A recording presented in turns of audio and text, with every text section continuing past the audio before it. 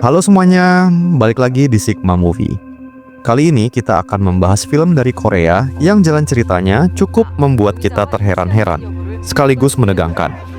Film ini berjudul Fabricated City, yang menceritakan seorang gamer terkenal di dunia game online tiba-tiba terjebak dalam kasus pemerkosaan dan pembunuhan terhadap seorang gadis di bawah umur. Peristiwa tragis itu terjadi saat ia sedang bermain game di warnet, dan ia pun ditetapkan sebagai tersangka utama serta ditahan sebagai otak di balik kejahatan tersebut. Di tengah kebingungan dan usahanya membuktikan bahwa dirinya tidak bersalah, ia mulai menemukan petunjuk yang mengarah pada keterlibatan sebuah perusahaan besar dan organisasi misterius yang telah menjebaknya. Dengan bantuan sesama pemain game serta seorang hacker perempuan, ia berusaha mengungkap kebenaran dan membersihkan namanya dari tuduhan yang menghancurkan hidupnya. Tanpa berlama-lama, langsung saja kita ke pembahasan filmnya. Di awal film, sebuah pasukan khusus terlihat bersiap menyerbu area yang dikuasai oleh teroris bersenjata lengkap. Pasukan ini dipimpin oleh seseorang bernama Dejang. Namun, ternyata pertempuran tersebut hanyalah simulasi dalam game online yang dimainkan oleh seorang gamer di warnet. Pria yang memainkan game itu adalah tokoh utama dalam film ini, Kwon Yoo. Ia adalah mantan atlet tim nasional taekwondo yang dikeluarkan dari tim akibat kasus kekerasan. Kini, ia menganggur dan menghabiskan sebagian besar waktunya di warnet untuk bermain game. Saat sedang makan, Kwon mendapat telepon dari ibunya yang memintanya pulang untuk mematikan gas di rumah. Namun, karena sibuk, Kwon menolak permintaan tersebut. Beberapa saat kemudian, ketika sedang asik bermain game, sebuah ponsel di dekatnya tiba-tiba berdering. Merasa terganggu oleh suara tersebut, Kwon pun mengangkatnya.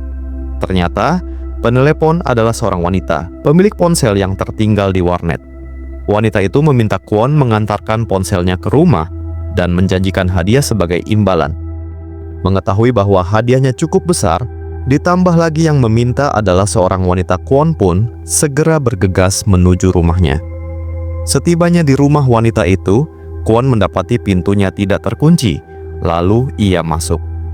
Dari dalam, wanita tersebut yang sedang mandi memintanya untuk meletakkan ponselnya di atas kasur dan mengambil uang imbalan di sana.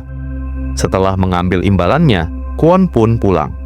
Sebelum pergi, ia sempat mengingatkan wanita itu agar mengunci pintunya karena bisa berbahaya. Namun, keesokan paginya, Kwon terbangun karena pintu rumahnya didobrak oleh polisi.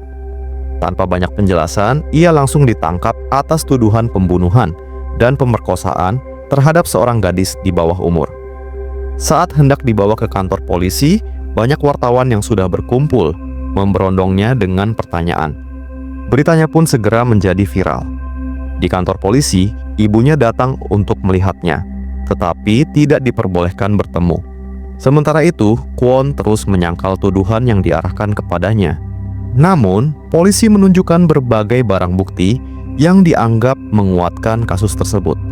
Di luar, ibunya tidak tinggal diam. Ia berusaha mencari dukungan dari warga sekitar, yakin bahwa anaknya telah difitnah. Dengan penuh harapan, ia kemudian meminta bantuan seorang pengacara terkenal di kota itu. Awalnya, sang pengacara menolak untuk terlibat dalam kasus tersebut. Namun, melihat tangisan penuh keputusasaan dari ibu Kwon, hatinya luluh dan akhirnya setuju untuk membantu. Saat persidangan berlangsung, pengacara itu berusaha membela Kwon, tetapi bukti-bukti yang ada terlalu kuat untuk dibantah. Kwon hanya bisa bersikeras bahwa ia tidak bersalah, tetapi pernyataannya tidak cukup untuk menyelamatkannya dari vonis berat. Pada akhirnya, Kwon dijatuhi hukuman penjara seumur hidup. Di dalam penjara, ia ditempatkan di fasilitas level 1, khusus bagi narapidana kasus pembunuhan. Pada hari pertamanya di penjara, Kwon langsung merasakan kerasnya kehidupan di dalam. Ia dipanggil oleh Madak, pemimpin geng penjara, yang mulai mengintimidasinya. Tak terima dengan hinaan dari Madak, Kwon melawan dan mencoba menyerangnya. Namun, ia kalah telak dan dihajar habis-habisan oleh Madak serta anak buahnya. Akibat keributan yang terjadi, kepala penjara memasukkan Kwon ke dalam sel isolasi sebagai hukuman.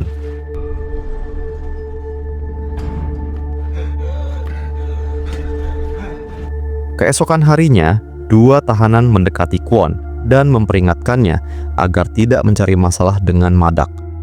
Mereka juga memperingatkan tentang seorang kakek pembunuh berantai yang sangat berbahaya. Namun, nasib buruk terus menghampiri Kwon.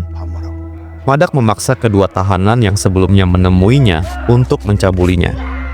Kwon merasa sangat tertekan dan putus asa setelah kejadian itu, terutama karena kehormatannya telah direnggut.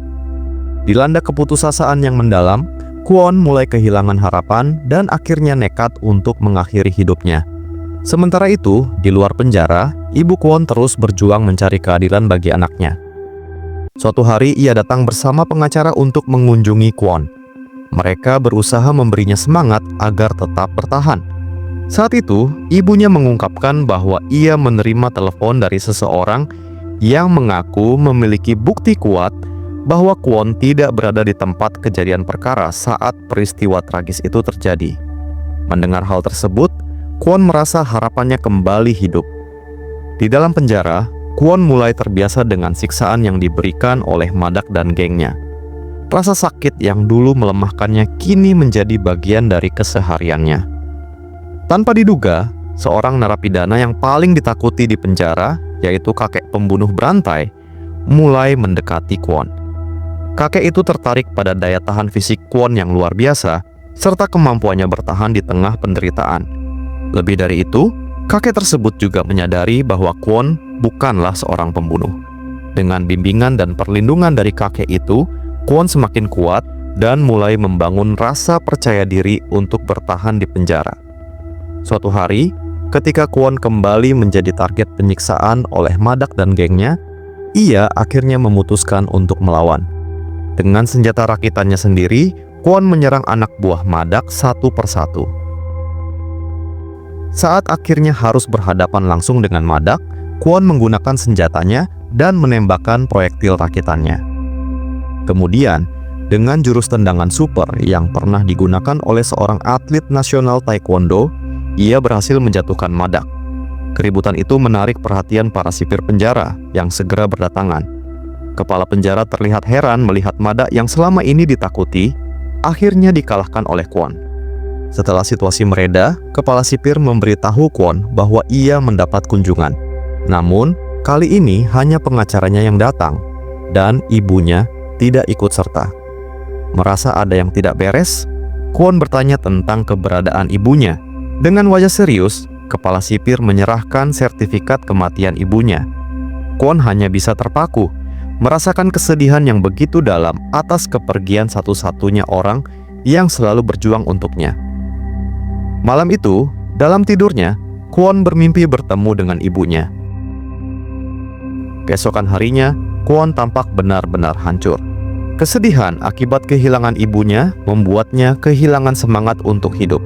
Sementara itu, anak buah Madak sengaja memicu keributan di penjara.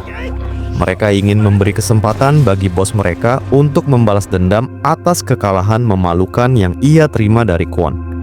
Madak akhirnya mendekati Kwon, yang terlihat begitu suram dan tak berdaya. Dengan pisau di tangannya, Madak bersiap menyerang. Namun, tanpa diduga, Kwon sudah memperkirakan hal itu. Ia lebih dulu bergerak dan berhasil melukai pipi kiri Madak dengan pisau yang ia sembunyikan. Kepala sipir segera turun tangan dan memperingatkan Kwon untuk meletakkan pisaunya. Namun, bukannya menyerah, Kwon justru menikam dirinya sendiri. Melihat kejadian itu, para sipir segera bertindak. Kwon dan Madak langsung dilarikan ke rumah sakit terdekat untuk mendapatkan perawatan. Ternyata, semua kejadian itu telah direncanakan dengan matang oleh Kwon, dibantu oleh kakek pembunuh berantai. Mereka menyusun strategi agar Kwon bisa melarikan diri saat dalam perjalanan ke rumah sakit. Di dalam ambulans, ketika para petugas lengah, Kwon tiba-tiba menyerang mereka.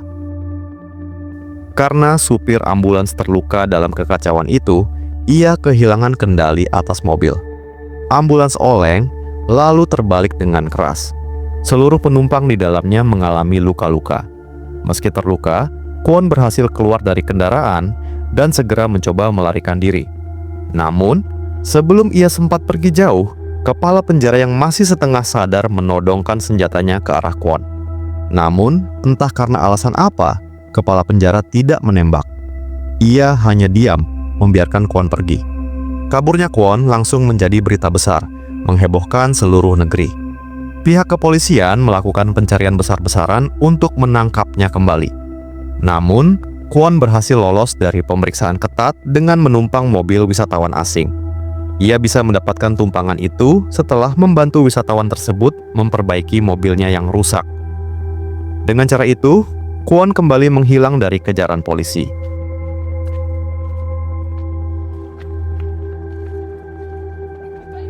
Kwon akhirnya pergi ke kantor pengacara untuk mencari jawaban.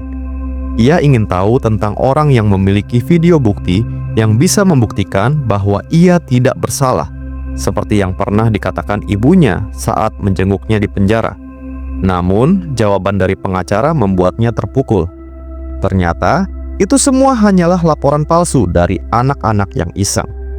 Kabar bohong itulah yang membuat ibunya kehilangan harapan dan akhirnya memilih untuk mengakhiri hidupnya. Dengan penuh kesedihan, pengacara itu menyerahkan kalung peninggalan ibunya kepada Kwon. Saat Kwon menerima kalung itu, emosinya campur aduk antara kesedihan, kemarahan, dan penyesalan. Tanpa Kwon sadari, pengacara tersebut sudah melaporkan kedatangannya ke polisi. Namun, beruntung Kwon sudah lebih dulu pergi sebelum polisi tiba di kantor.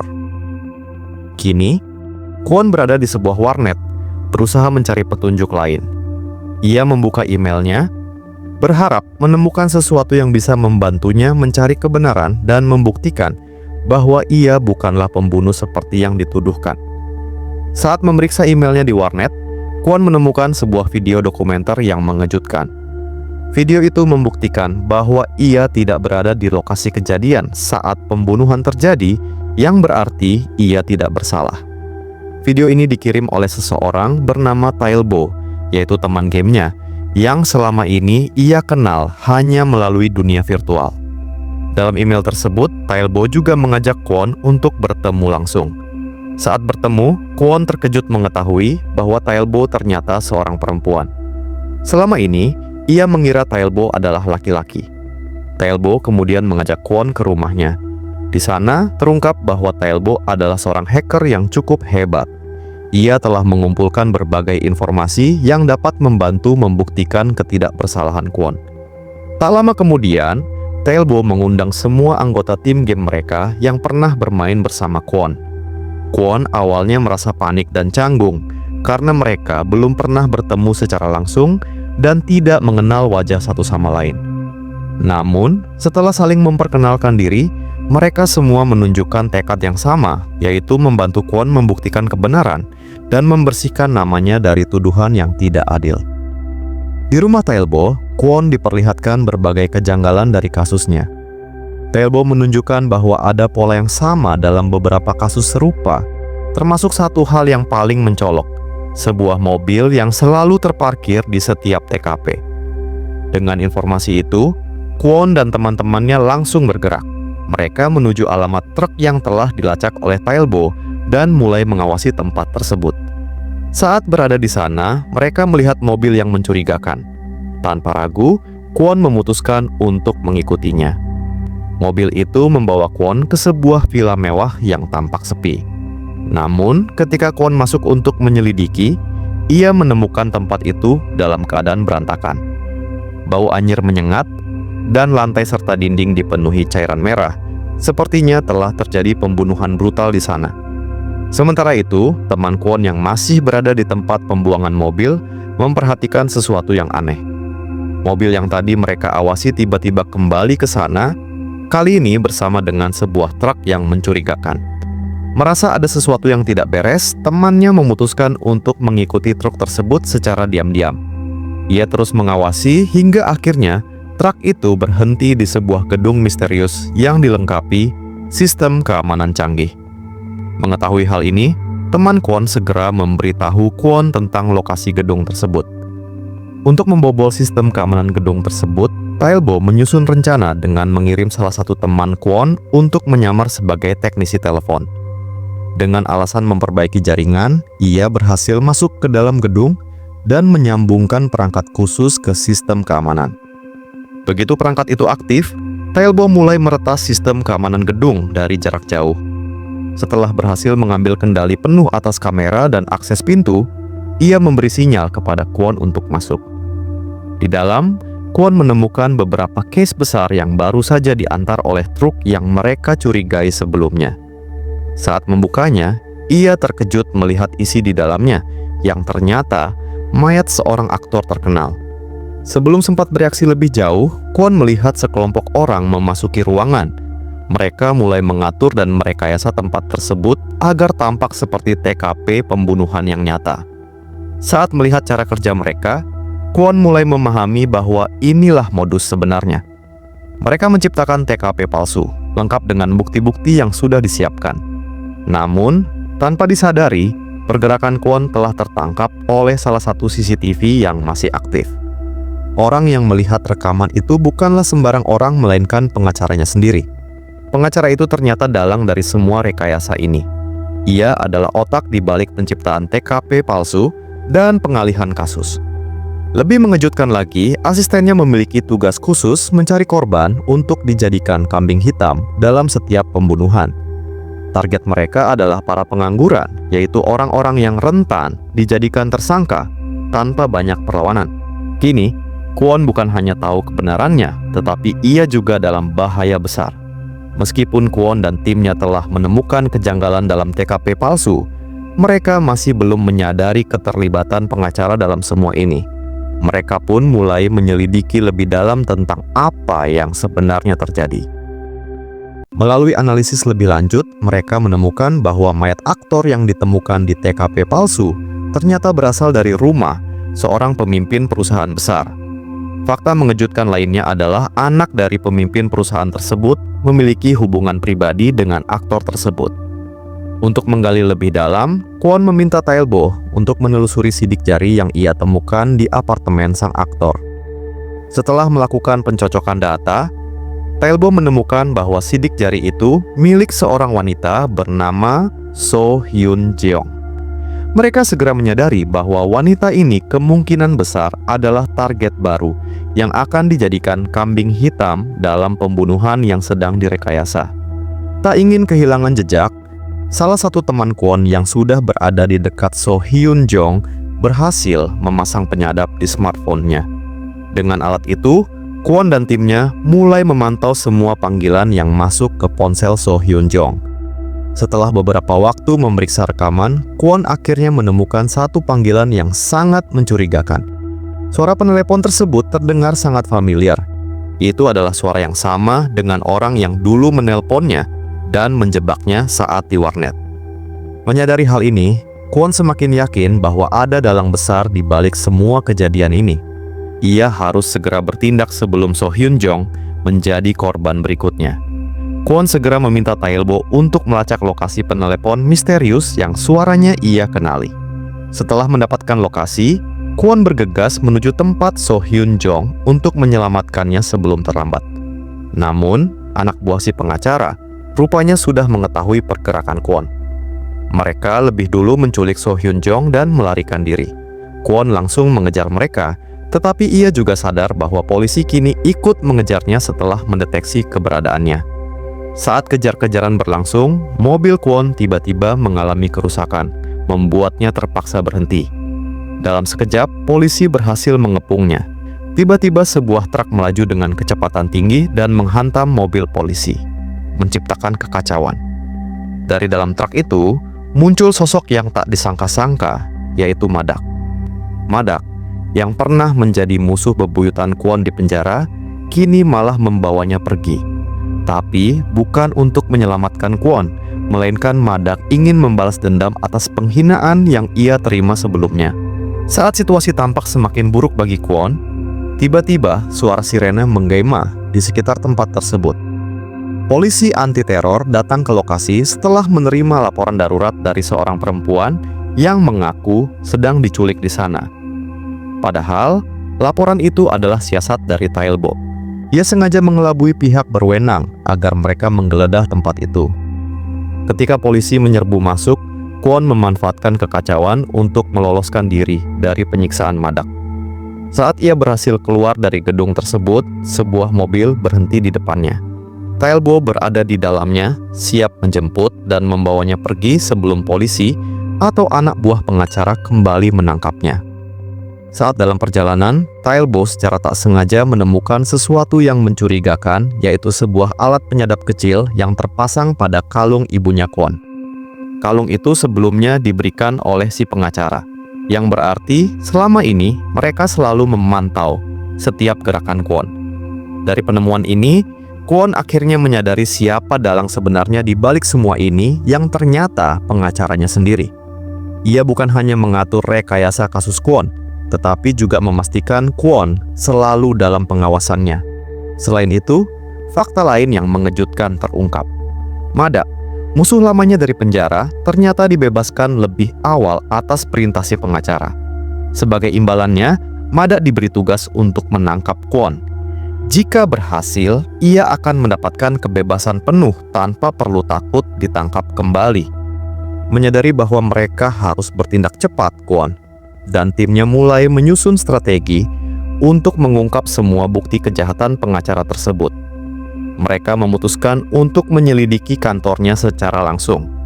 Untuk menghindari resiko tertangkap, mereka menggunakan drone untuk mengintai gedung dari kejauhan. Drone itu dilengkapi dengan alat penyadap untuk merekam percakapan serta pemindai khusus untuk mendeteksi struktur di dalam bangunan. Dari pemindaian tersebut, mereka menemukan sesuatu yang sangat mencurigakan, yaitu sebuah ruangan yang menyimpan server besar. Server ini bukan sembarang server.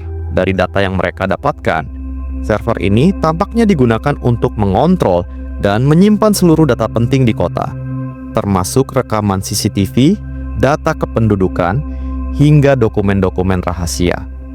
Tailbo mencoba meretas server tersebut dari jarak jauh, tetapi sistem keamanannya terlalu kuat.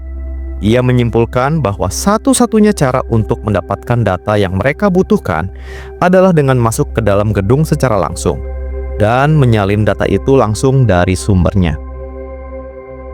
Namun, ada satu masalah besar, yaitu Madak yang masih terus memburu Kwon. Dan jika mereka tidak berhati-hati, bisa saja mereka tertangkap sebelum sempat membongkar semuanya. Setelah menemukan bukti kuat tentang kejahatan si pengacara, Kwon dan timnya mulai bergerak untuk mengacaukan rencananya. Mereka menyabotase beberapa TKP rekayasa yang sudah disiapkan, menghancurkan bukti palsu, dan membocorkan informasi yang membuat situasi menjadi kacau. Meskipun begitu, si pengacara masih terlihat santai, seolah tidak terganggu dengan semua yang telah dilakukan oleh Kwon. Namun, tanpa ia sadari, Kwon sudah melakukan langkah yang lebih besar. Ia telah menculik Yeri, sang pembunuh sebenarnya. Saat mengetahui hal ini, si pengacara mulai kehilangan kendali. Ia terlihat sangat gusar dan marah karena rencananya yang begitu rapi akhirnya berantakan. Merasa ada sesuatu yang tidak beres, ia segera menuju ruang kontrolnya untuk mengecek situasi langsung. Namun, saat ia akan masuk ke dalam ruangan tersebut, tiba-tiba sosok yang tak ia sangka ikut masuk ke ruangan tersebut. Dengan ekspresi penuh keyakinan, Kwon siap menghadapi sang dalang di tempat persembunyiannya sendiri.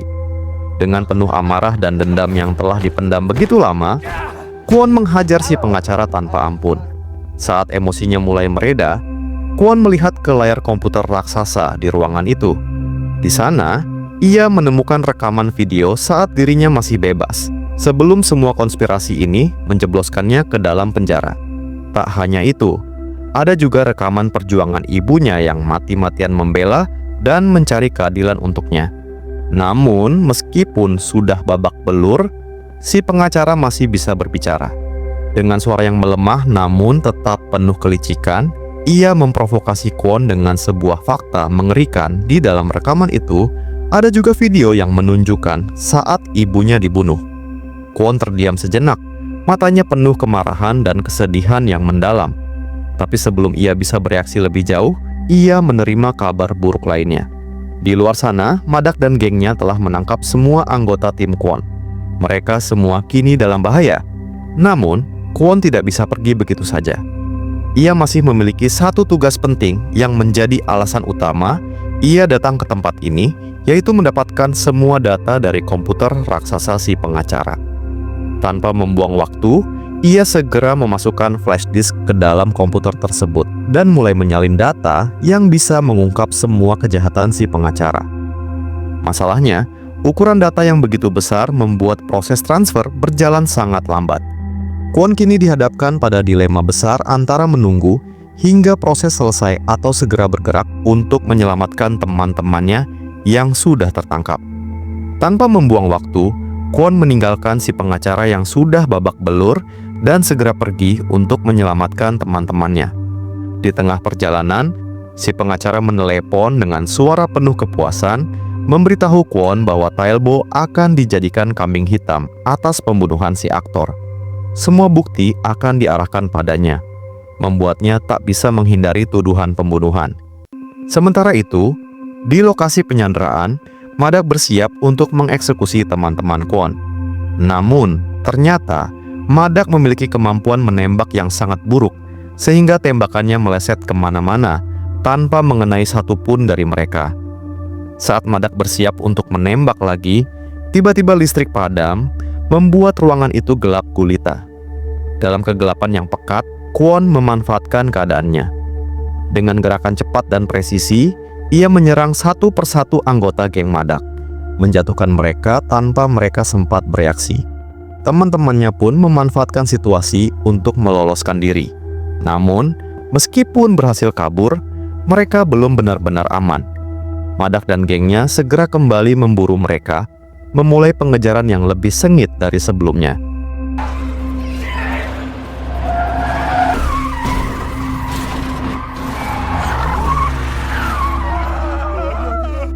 Saat dalam pelarian, Kwon dan timnya melihat berita di TV yang mengejutkan. Ternyata yang dijadikan kambing hitam atas pembunuhan si aktor bukanlah Tailbo, melainkan Kwon sendiri.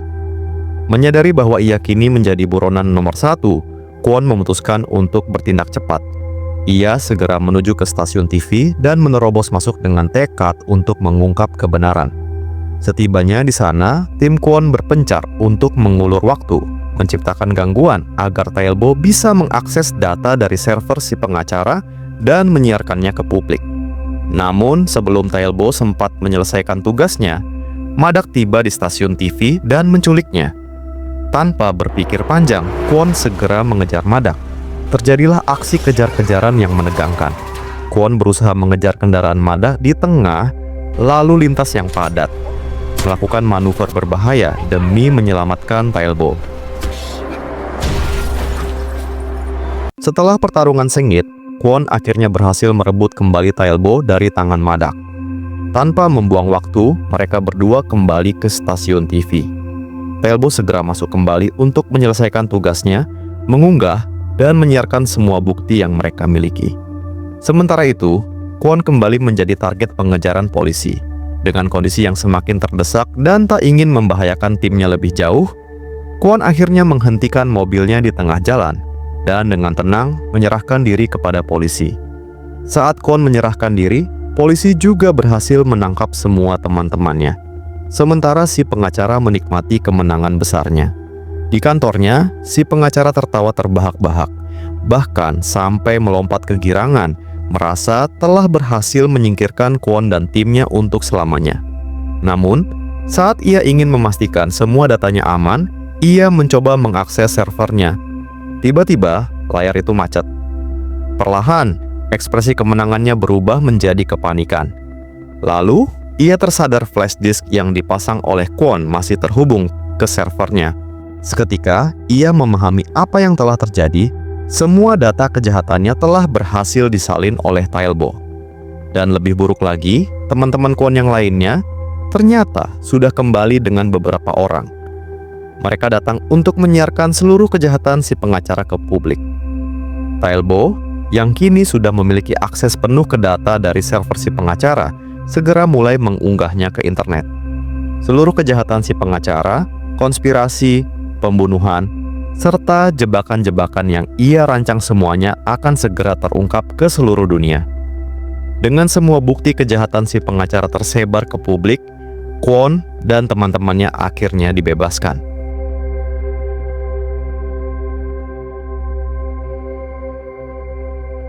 Sementara itu, si pengacara yang dulu begitu berkuasa kini tak bisa lari kemanapun. Polisi menangkapnya, dan ia pun dijebloskan ke dalam penjara. Di dalam sel, nasib buruk menunggunya. Saat berjalan ke dalam blok tahanan, ia melihat sosok yang sangat dikenalnya, yaitu Madak. Madak menatapnya dengan penuh dendam.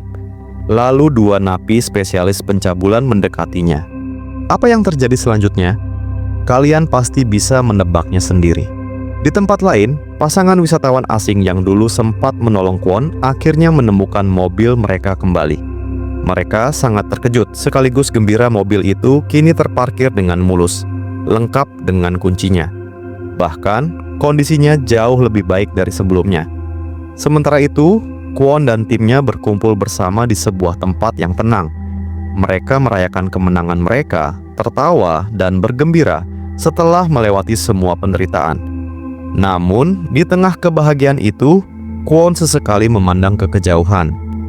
Di sana, dalam bayangan samar, ia melihat sosok ibunya. Ibunya tersenyum hangat, seolah bangga pada anaknya yang akhirnya membersihkan namanya dan menemukan kebenaran. Dan film pun selesai. Terima kasih sudah menonton alur cerita kali ini. Jika kalian pengen nonton film seru lainnya, jangan lupa tekan tombol subscribe. Terima kasih.